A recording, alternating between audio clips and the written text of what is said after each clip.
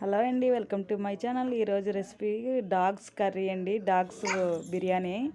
ఇది చూడండి, చికెన్. ఇందులో పసుపు శుభ్రం కడిగి పెట్టుకున్నాను. పసుపు ఉప్పు వేసేసుకుంటున్నామండి. డాగ్స్కి కారం వేయకూడదు, కారం వేయడం వల్ల కరుస్తాయి అంటారు కదా, అందుకోసం ఇలాగే వండుకుంటామండి. ఇలా వండితేనే బాగుంటుంది. చూడండి, ఇందులోని వేసేసుకున్నాం కదా అన్నీ. ఇందులో రైస్ డైరెక్ట్గా వేసేసుకోవచ్చండి. రైస్ వేసుకొని బిర్యానీ టైప్లో వచ్చేస్తుంది, అలా కూడా వండుకోవచ్చు. రైస్ విడిగా ఉంటే వండింది ఇందులో ఉడికిపోయాక కలిపేసుకోవచ్చండి. కొద్దిగా వాటర్ వేసేసుకొని ఉడకబెట్టుకోవడమే.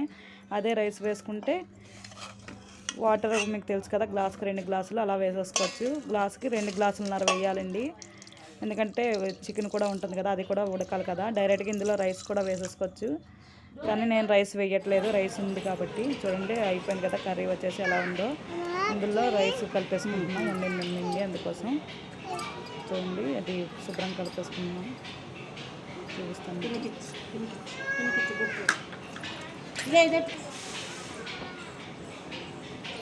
ఫైనల్గా అయిపోయిందండి డాగ్స్ కర్రీ.